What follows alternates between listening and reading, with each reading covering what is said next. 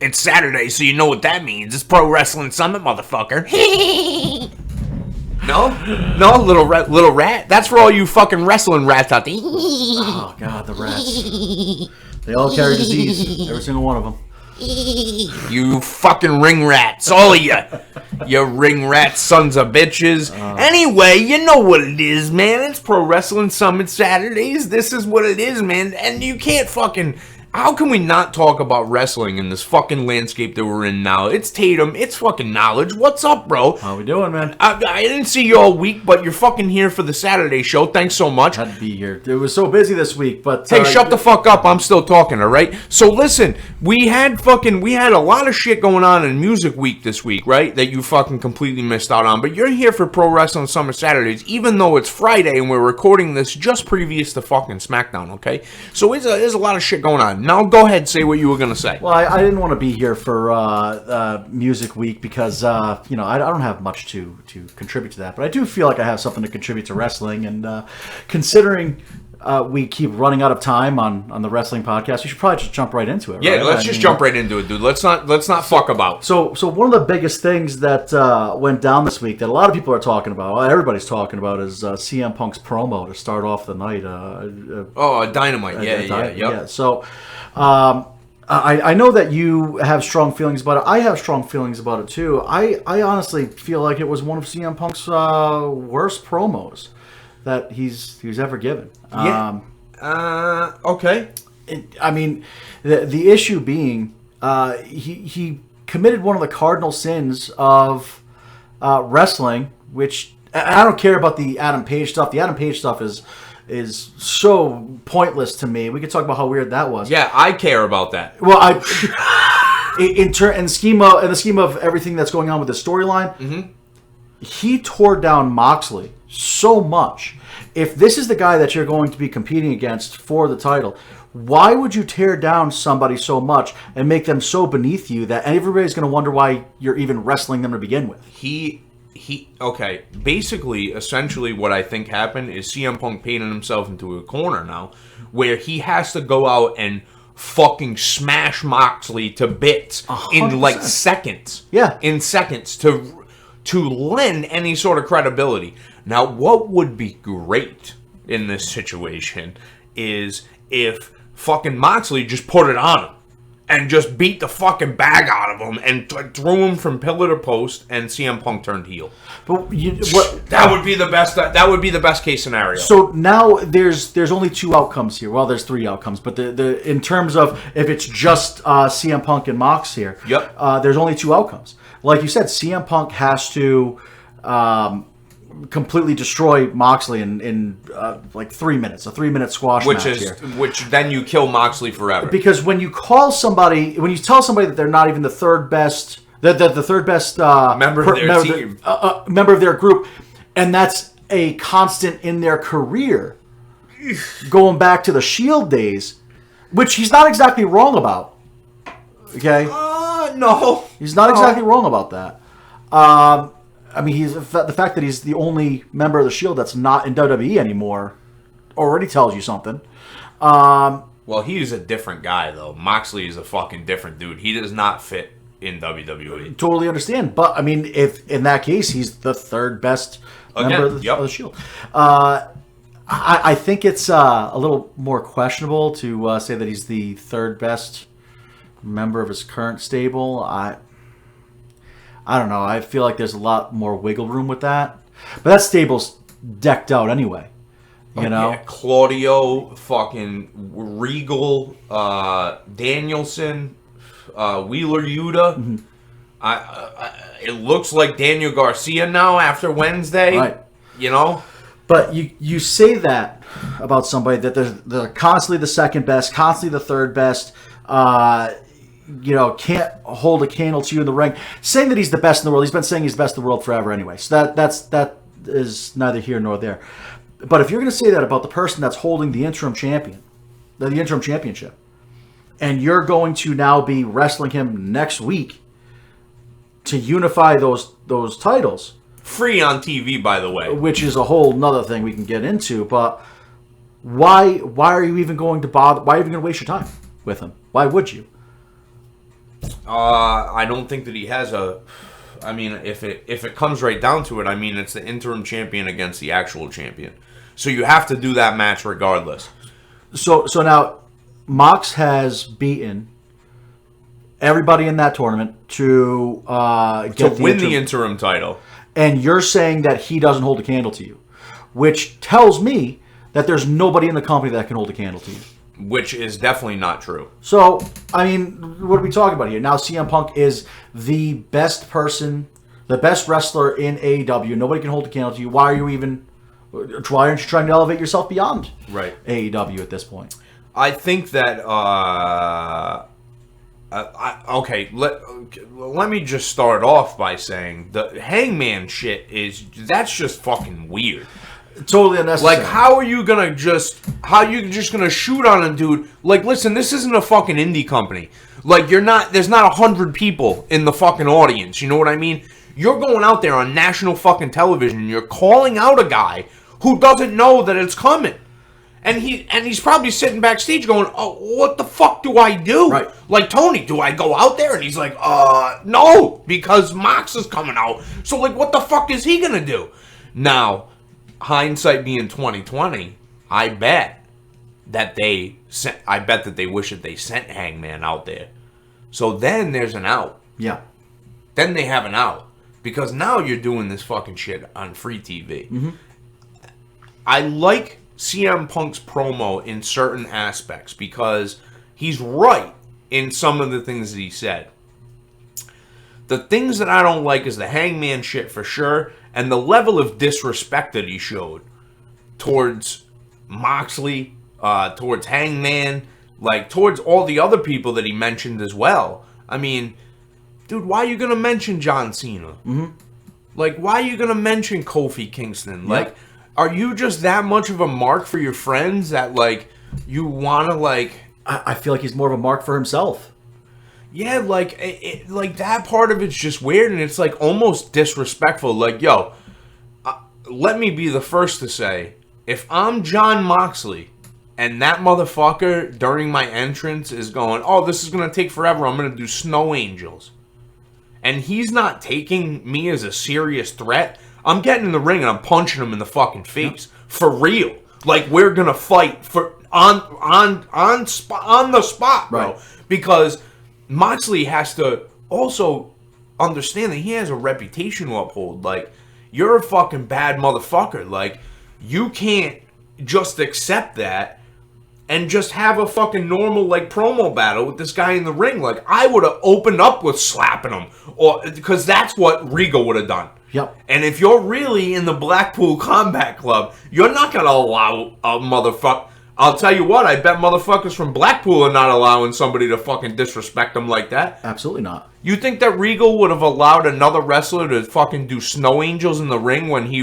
to make fun of him in that light? To disrespect him like that? He would have punched the motherfucker directly in the face. And it would have worked well. We talked about this with Moxley's personality anyway. It would have worked well with his personality, that unhinged thing he's going for. It would have worked so well if he just went in there and just lit him up. But you have, in that promo, you have CM Punk disrespecting Adam Page, disrespecting Moxley, disrespecting Eddie Kingston, disrespecting AEW. And he's supposed to be the top guy and the top heel. Yeah, like... sorry, the top face. Not even it's supposed to be a face. And my biggest problem is... So his promo with Moxley, that back and forth they did, I felt was much better. It was much more even-keeled. They're both insulting each other. They both have... they have retorts right? Yeah. But when he's out there on his own, it's a simple change that you can make just to give Moxley a little bit of respect. A monicum of respect. Right.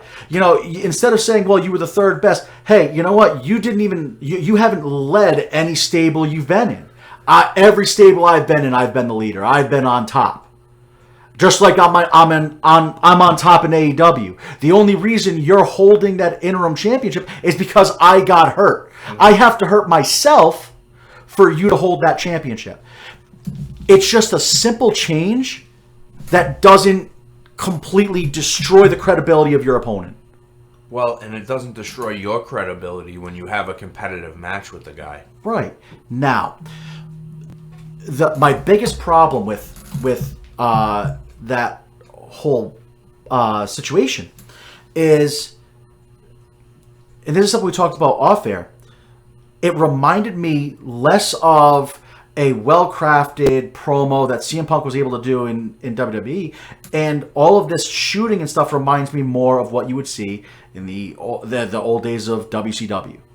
Where people are just going out there, no script, completely the Scott on Steiner of the world. Yeah, Scott Steiner, even Dustin Rhodes did it, with the whole 7 gimmick. That promo was awesome. Yeah. They had me coming out here looking like Uncle Fester. Right. So, if they don't want these comparisons to WCW, they got to get a handle on this stuff.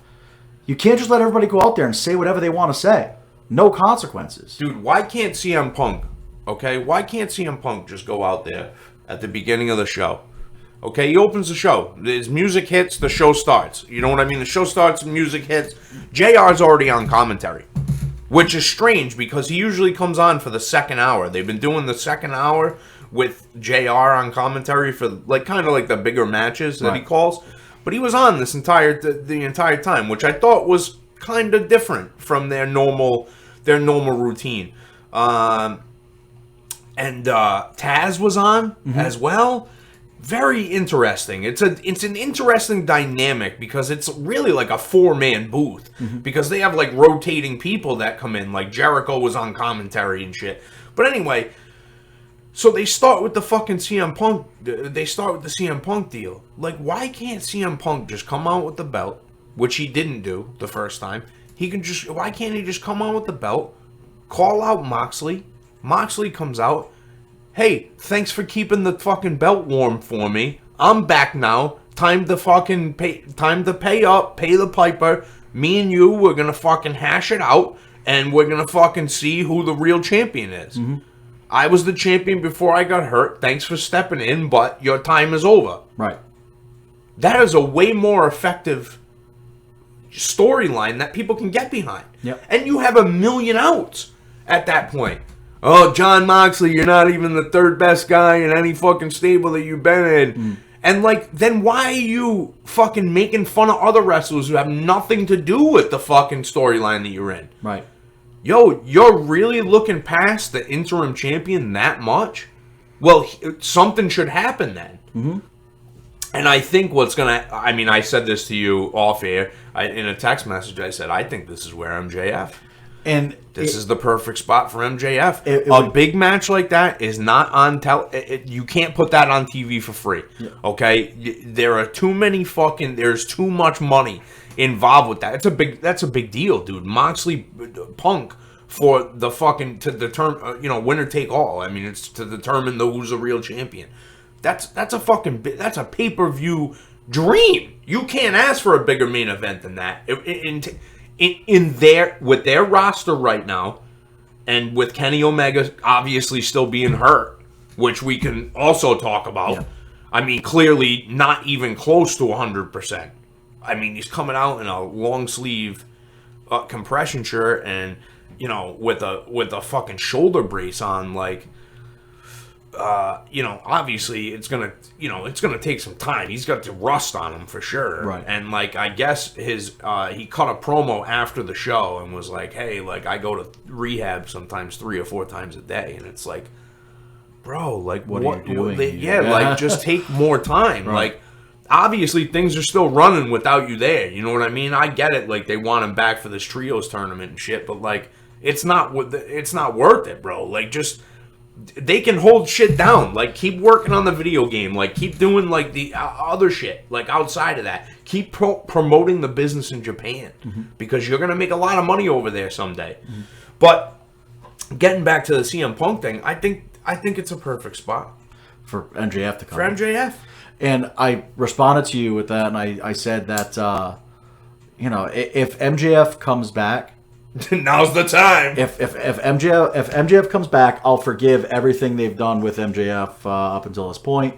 I'll forgive the promo that CM Punk made because it's irrelevant at that point, and everything will be forgiven. Everything will be forgotten.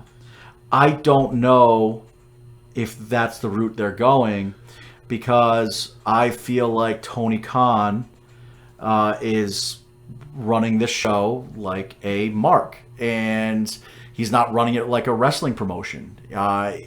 He feels a lot of pressure right now because of the success that the Triple H era in WWE has had. Yep. And WWE is making all the headlines. So what does he do? He brings back CM Punk, who probably isn't even 100% right now. And instead of having the match between Moxley and Punk on their pay-per-view, rush it to next week so that they can get higher ratings, so they can get more eyes on them, and so you can have this idea that anything can happen on any night in AEW, which is, again, that mark mentality. The big things don't happen on pay-per-views. It happens any show, any time. And it's the same thing with Omega. Omega is clearly not ready. No, he's not ready. But why? Since the trios championships are clearly made for the Young Bucks and Omega. I mean, why? I mean, if we're, if I was the betting man, right, I'd probably have to say yeah. So why not just hold off the trios tournament? Why not just hold it until you don't need more titles at this point. Right, but you're doing it because, well, that's going to get eyes on you. And you have the ROH six-man tag. Why can't you just do something with that? Again, it's being run the way that WCW is running, where big things have to happen all the time to get eyes on it. People have to spout off at the mouth all the time because we need to get eyes on our product. And you know what? It's showing how undisciplined the promotion is, because you had a pipe bomb type of promo happen on Raw that was far superior with McIntyre and KO. Drew and KO was fucking fantastic. What a fucking promo that was, man. The back and forth that those guys had. Holy shit. And it's based in reality, and yet it's tempered. Neither one of them put the other one in a bad spot. Neither one of them made the other one look bad. But it goes through their histories, and it accentuates their character. It solidifies their histories with one another, and it made any sort of confrontation between the two feel legitimate. Yeah, I mean, I think that I think it's unfortunate that we've come to this place with Drew McIntyre. That's my issue, because I think that his promo was spot on, dude. Yeah, my back hurts from carrying this motherfucker throughout the entire COVID era. Mm-hmm. Because no one, Roman wasn't there. He couldn't be there because of his high risk factor to getting COVID, and with his lymphoma, Hodgkin's lymphoma or whatever he had, some sort of cancer, and it's fucking.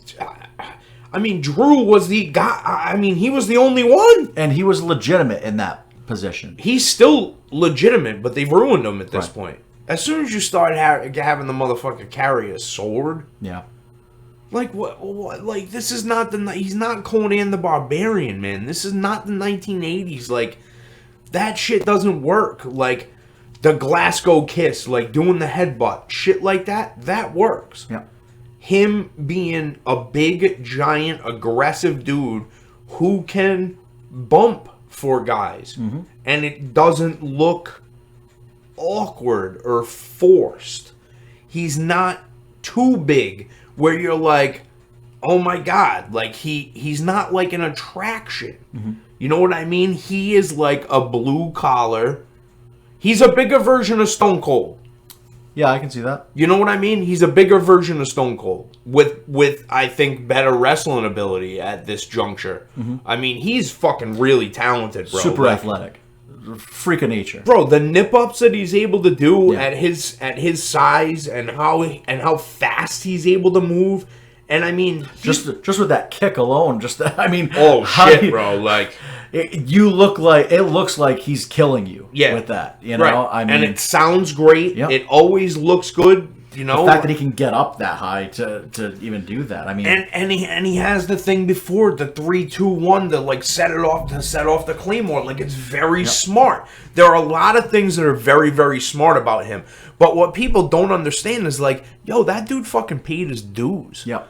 Like, he didn't just all of a sudden, like, he's like the next guy up. You know what I mean? That's never been the case with that guy. That dude was in 3-man band with I Got Kids, Heath Slater, and Skinny Jinder Mahal. Yep. Before Jinder got on the GA double S, bro. He had the double S on the end of that GA, bro. Oh my God. I just saw that guy on Raw. I said, there is no fucking way that dude is natty. There's no way, bro. He is like, he's veined out of his mind. Like, I mean, also just the period of time when he was small to when he got jacked the way he did. He wasn't on TV for a while, and then, you know, all of a sudden he comes out looking like this monster. Yeah, that's clearly not. Yeah, like don't get me wrong. Like, Drew put on a lot of weight. Oh yeah, but that's like, you can tell that's like not gas. Like, he went from like a slob to working out, pushing himself on the indies to try to prove something. And I thought that was one of the best lines of his promo, where he said, "I didn't call WWE; they called me." You know, that's a fucking. I worked my ass off. They called me. They came to me. They came to me. I didn't come back to them. Right. They sought me out. Right. And you know, I think that piece of the wrestling business has really been lost, because there's not like.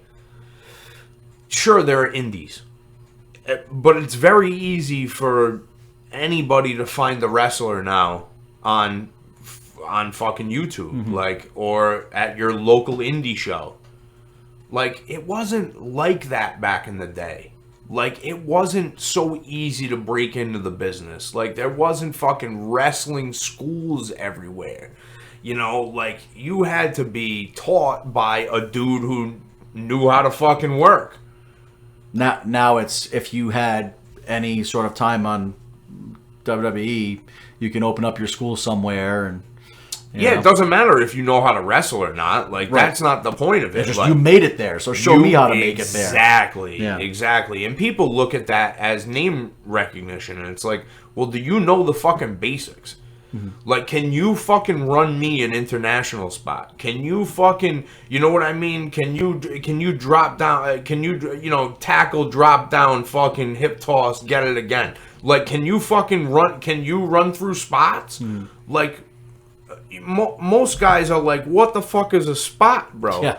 I don't even know what the fuck you're talking about. Yeah. Right, because it's a different level of sophistication and smarts when you're talking about, like, wrestlers might not be able to add 2 + 2, but they'll fucking run you a hot fucking match. And does it really matter if they can add 2 + 2? No, not fucking really. Because their job is to run you a fucking hot match. Right. But it's a different level of sophistication. Like, a normal person can't go into a wrestling ring and hear something being called and be like, oh, I know exactly what that is.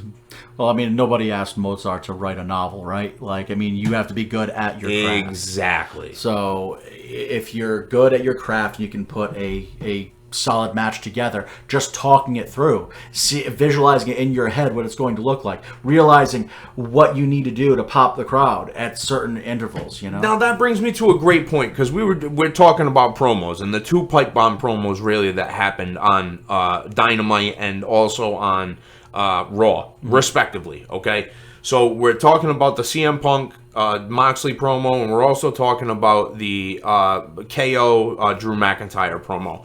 But I wanted to ask you, how much of the wrestling business do you feel is based around the promo nowadays? Nowadays. Like, in today's landscape of wrestling, like, where do you, like, rank promo in terms of, like, how good a wrestler is?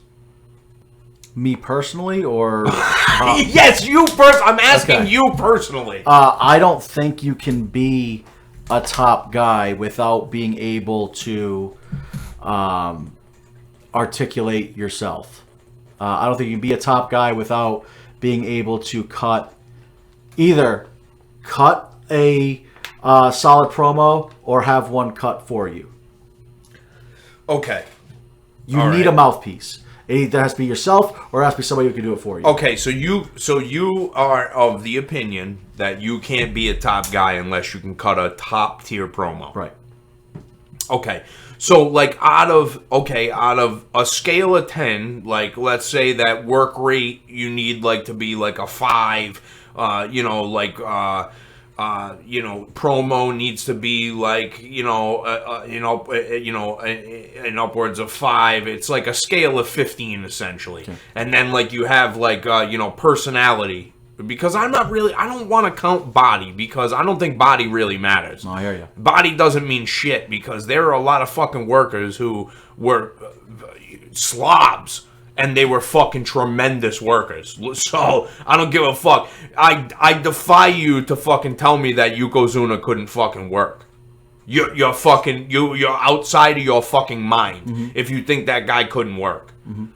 There is a reason why he dropped that fucking 600-pound ass on people every single night. And did you ever hear anyone getting fucking seriously injured by that guy? Never. Being paralyzed or anything? If he really fucking dropped that 600 pounds on you and wanted to, he could kill you. Yeah, He'd crush you. He would crush everything in your chest, your ribs, everything's gone. You cease to exist. So you're asking me what is more important, promo? No. So I'm saying like on a scale, where do you put that? I think for your ability to work, right, you need to be at least a 3. Oh, okay, at least a 3. Minimum of a 3 of 5. 3 out of 5. Yeah. Okay. For personality, well, so when you talk about personality, you're talking about like presence? Yeah, exactly right. Like your presence. I would say that also can be a 3, but your promo has to be like 4. So if those are at a 3, then you have to at least be at a 4. Well, so if we're going with if we're putting it all together, it has to be 4, almost 4.5. Like it's got to be almost perfect promo for you. If you have average, I feel you can average in-ring skills, average like presence. Yeah, you feel that an exceptional promo puts you into that tier. Yeah, and to me, here's why. John Cena. No, I'm gonna say CM Punk, but like 2012 CM Punk. Really? Yeah, I'm gonna say that as a performer. So, all right. Wait, I'm gonna say as a performer, he was pretty average. Nah, time out. Hold on a second. Wait. So okay. I'm gonna be real with you. Yeah. I don't like CM Punk. I never really dug CM Punk. I thought that CM Punk had a really good promo, but his in-ring work, not a fan. Like I think that he literally stole everything that he did from Kenta, and I mean because I grew up watching Japanese wrestling, so like. I knew about Kenta before I knew about fucking, CM Punk. Mm-hmm. Like, I didn't really know about CM Punk. Well, then, would you say that he was pretty average in the ring? Not even average. I would say he's below average in the ring. Okay. And his presence? He's got a great presence, man. I mean, the tattoos, like he understands, and presence also goes into connecting with the crowd. Like, he knows how to connect with people. Mm-hmm. There's zero doubt about that. Would you say that his presence today is the same as it was in 2012? No, because he fought in MMA and he can't fight for real. So, like, I mean, when you're losing to fucking guy, I mean, I'm not saying that those guys were tomato cans. I mean, they would beat the fuck out of me, I'm sure. But, like, if I trained for fucking 2 years, like, I don't think that I would get fucking beat up like that. Right. Like, I just don't think that that's possible. Like, even at 38 years old or whenever he fucking started doing MMA, but, like, he's walking around going, yeah, I'm part of Duke Rufus' gym. I'm like, bro, like, if I'm Duke Rufus, I'm going, don't fucking say... Please don't say my name. No, dude, don't wear any of my shit. Yeah. Like, I don't want to be fucking associated with you because...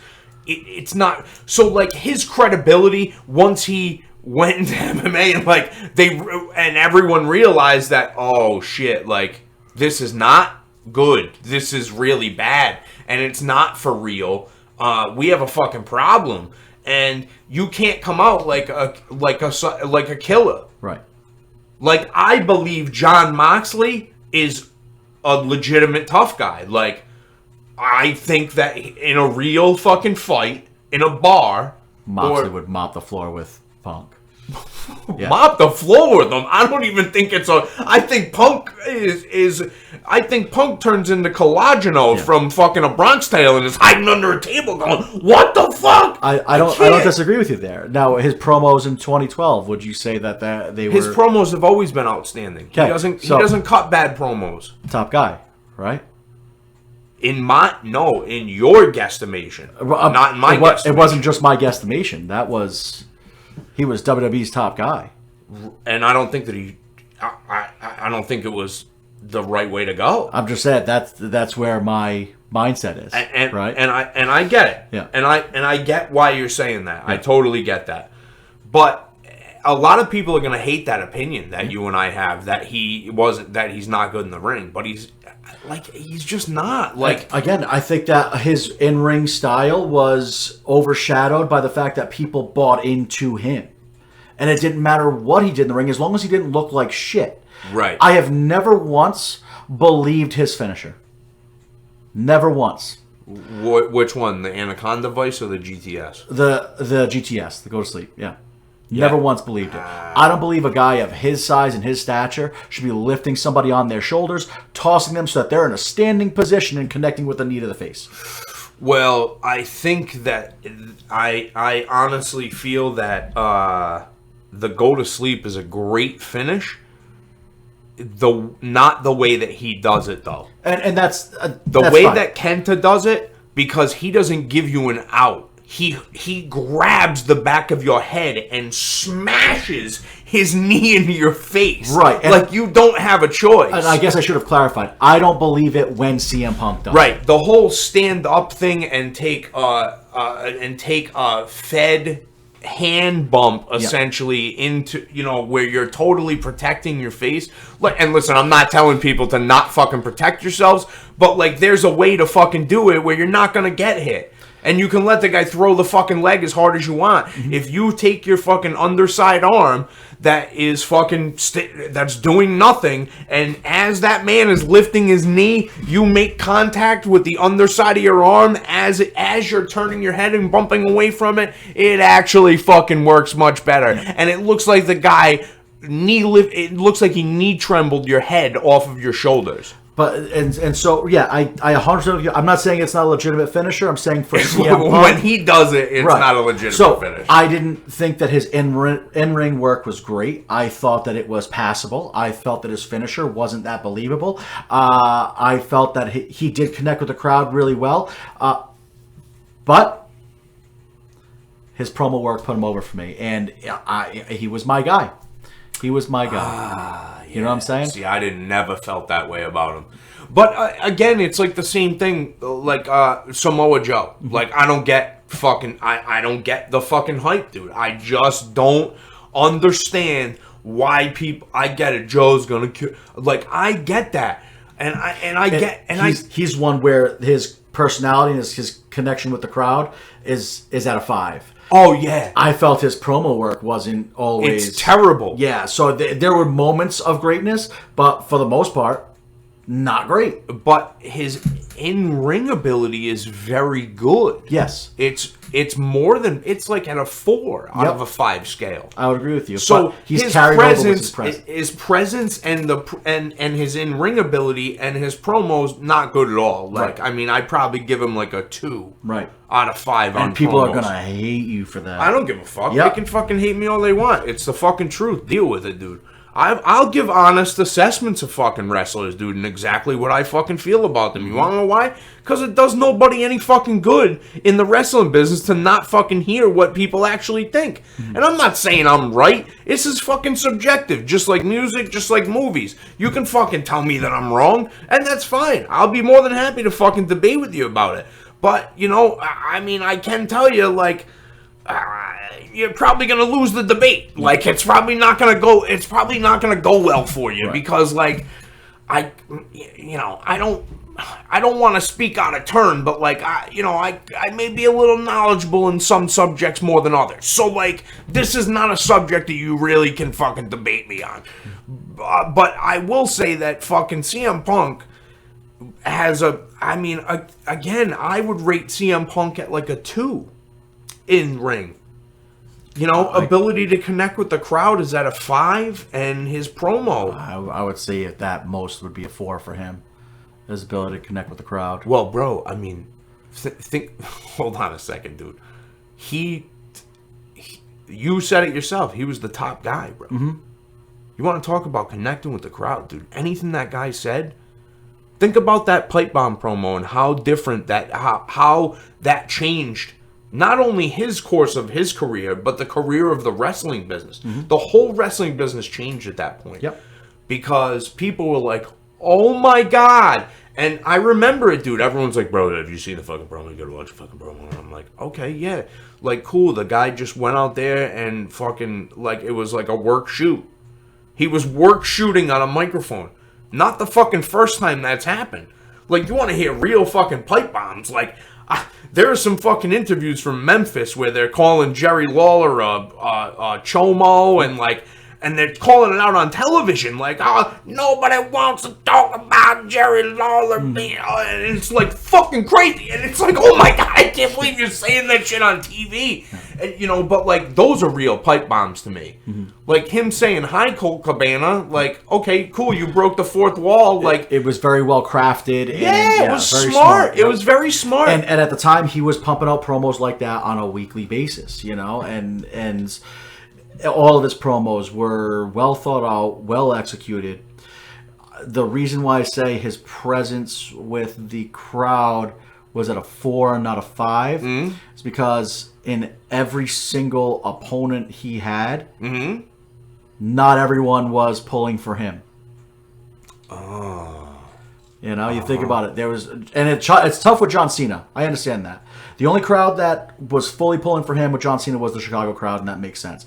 But it was, I would say, pretty half and half with Cena and Punk, even with Ryback.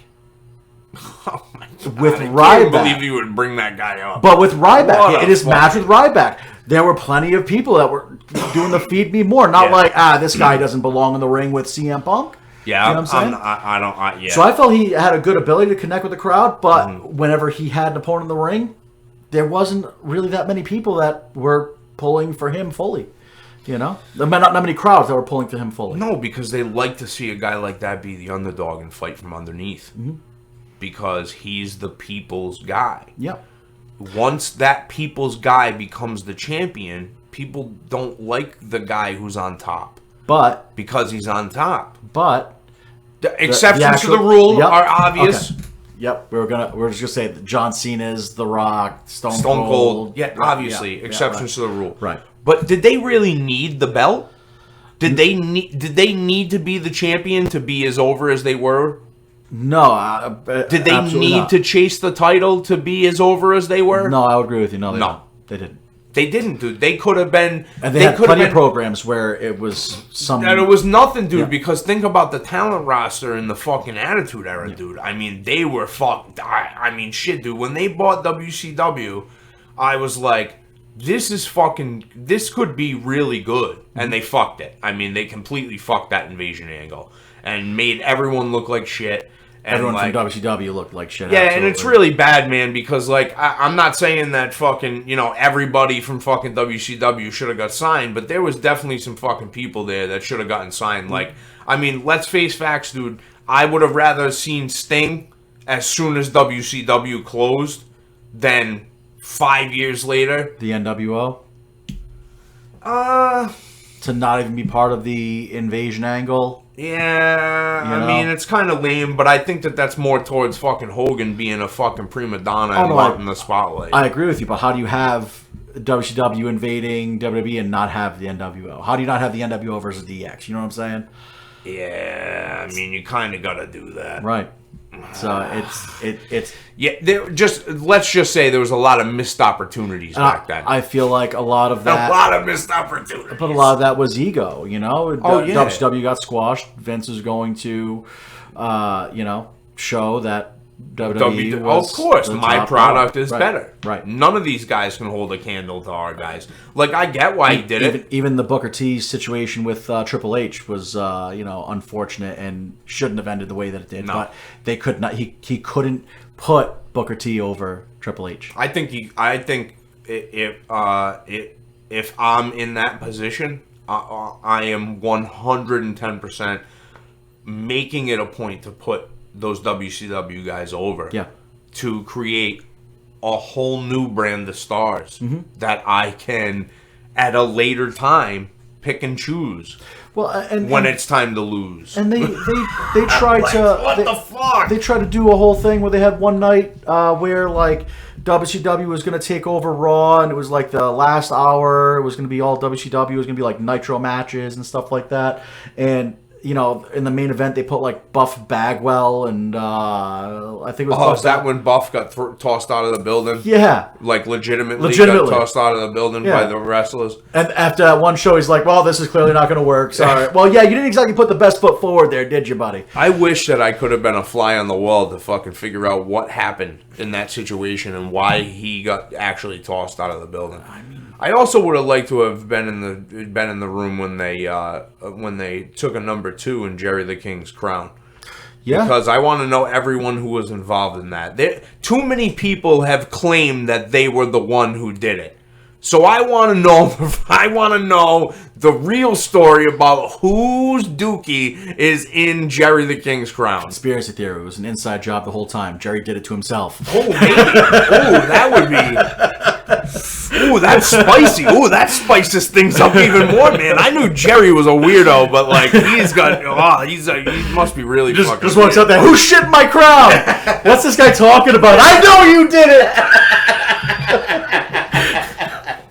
Oh shit! But that's ribs back in the day. I mean, that's fucking funny shit, man. That's what happens. Like that's what happens in the fucking locker room.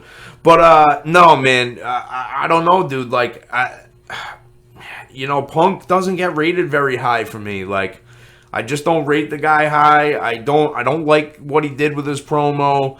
Like, he definitely hurt his value for me with that. Yeah, I mean, and Moxley, I think, lost some credibility in my eyes as well, because how are you just gonna let another dude and you were face to face with him? Like, there was nobody in between you at first. So like, why the hesitation from being like, okay, well, you went out there and shot. Well, I'm going to go out there and call an audible because I got to fucking punch you in the face right now. Yeah. Like, and then I'll retort as they're pulling apart. Like, I would have hit him and then been, okay, I'm going to cut the promo. You get outside the ring. We'll brawl. They run out. Boom, boom, boom. And you go to a fuck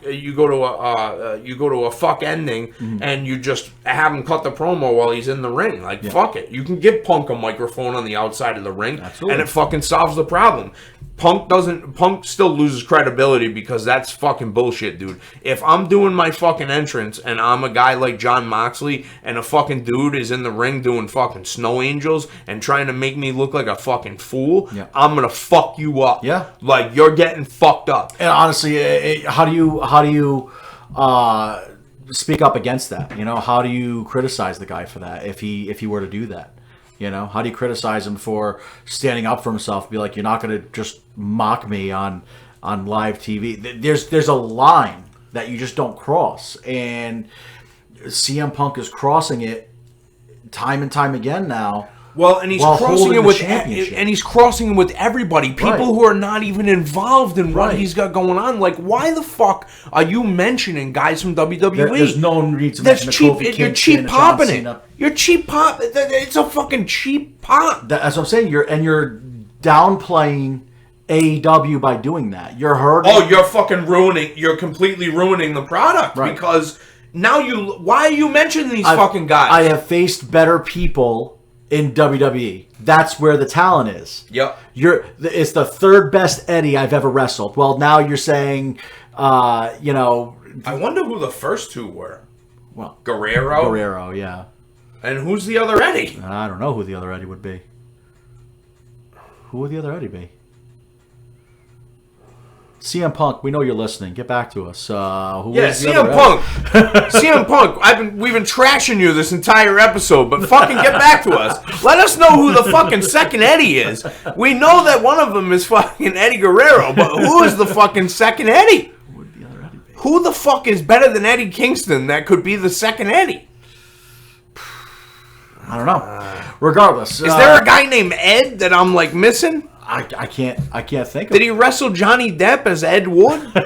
Like what? Yeah, I can't think of it. We're gonna do some research outside of the show Eddie. here. But so third best Eddie. Mox is the third best guy any stable he's been in. You're not even the third best guy in your group. Not even the best guy that I'm gonna beat in Chicago. Yeah. I mean, there's just not even the best guy named John that I'm gonna beat in Chicago. I mean, it's just all unnecessary, and you're doing it to just get yourself over. But a proper promo will get the program over. It's gonna get you over, and it's gonna get your opponent over. I just don't understand, and that's why I'm not in a position like that. I'll tell you right now, because I'd punch him directly in the face, and anybody who knows me knows that's 100% true. I don't give a fuck. Yeah. If you disrespect me like that, and we're in front of people, and you're gonna make in a position like that, especially, and you're gonna make me look like a piece of shit, you're gonna get punched for sure. Especially if it's a Jon Moxley. You have to. It's in your character to do that. Yeah. Why would you not? Literally, it's a part of your stable. It's a part of your character. You should be the most unhinged person in that stable. Listen, if I'm a Momo, okay, I'm a Momo. I'm a complete Momo. And if I can call that audible as it's going on, just like I did to you right now, those guys should be able to do that with no issue. Yeah. This is what we're doing. Boom. All you gotta do is fucking, as soon as you get in the ring, I'm gonna punch you now because you're a dickhead. Yeah. But now there's rumors that is there heat? There's heat, right? There's heat between him and Page, but there's also rumors that CM Punk refused to lay down for Hangman Page. He was threatening to walk if he was going to have to lay down to Hangman Page.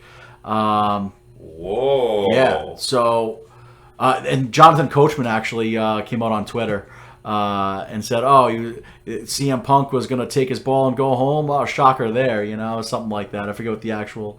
What did you think about Moxley's rebuttal to the promo? Did you like what he was saying? I mean, did you get behind what he was saying? Like, you only came back to wrestling because you ran out of money? Yeah, I mean, I can get behind it, but it just doesn't... Still fell flat. He doesn't have the verbal capacity to combat CM Punk's insults. So, yeah, that was a good line, but I forget what CM Punk's line was right after that, but it silenced Moxley. Yeah. He didn't know what to say. You could tell he was like... And CM Punk even called him out, like, we're real quiet now. Yeah. And again, that's just something that you just don't do. Unless you have complete and utter disrespect for your opponent. I wouldn't allow somebody to do that to me. I don't know, man. Maybe it's just me, but like, if I'm in front of people like that, dude, and we're in a position like that, and that's the only redeeming thing that I have left that I would be able to do. You know what the sad thing is, though? And Moxley worked in WWE for a long time, and I feel like got conditioned to the idea that, like, this is just what it's going to be. Yeah. It needs to be Tony Khan that's going to come out afterwards and say, yo, that was wrong. Yeah, you can't fucking do that. You can't fucking do that. You're destroying this whole program, and you're destroying this company by just calling out WWE superstars, calling out people that that aren't going to come out. You know what? If you're going to do that, you know what? Take your fucking ball and go home. I'd be willing to bet anything that I had that Tony Khan was sitting in Gorilla going, ooh, yeah, ooh, did you hear what he said? Yeah. Popping with all the people around him, and all the guys are going, yeah, okay. It's very Eric Bischoff WCW. I'm telling you. Did you hear that? Did you hear the razz he threw at WWE? Dude, who the fuck cares? All he needs to do is throw on a leather jacket, and go out to the ring with CM Punk. And listen, I like Tony Khan, because I like to see fantasy booking. Mm-hmm. I think that it's a really cool concept. The problem is you've let these guys just do whatever they want. And now you can't fucking legitimately go to CM Punk and be like, hey, yo, like, you can't fucking do that shit. You can't go to anyone at this point. Because these guys are going to be like, well, you said that this was like a free opportunity to do that. Yeah. Yeah, but you're hurting my fucking business, bro. It's a free opportunity to do that with limitation. This is still a business, bro. You still have to play ball here. And that's not the thing to do in wrestling. Like, you want to be fucking Roddy Piper, which is what he fucking claims to be, dude. Roddy Piper didn't do that shit. No. If Roddy Piper went into business for himself, he made the other person look amazing. Yes. And people can say whatever they want about Roddy Piper. He's a racist. He's fucking, he's all these things. So racist because of the half blackface thing that he did. It was a different time, man. It was a different time, and it actually had nothing to do with the color of the guy's skin. Absolutely not.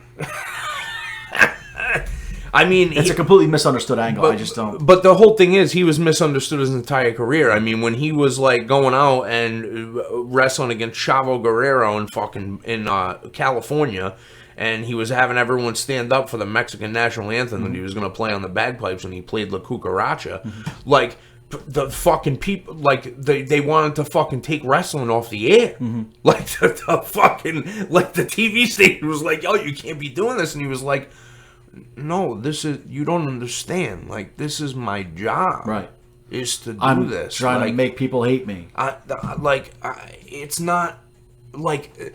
The problem is that people think that it's real life. Yeah. And you have to understand that these people are no different from actors. Like, why are you is anyone getting upset with Leonardo DiCaprio because in Django he used the N-word 5 million times? No, he's an actor. It's a script. That's what was in the script. Right. Do I think that it was crazy that he was saying that? A little. Yeah. It was a little crazy. It fit the character. But it fit the character. And based upon the character... But, like, even Jamie Foxx said it. He goes, he had a real problem. Yeah.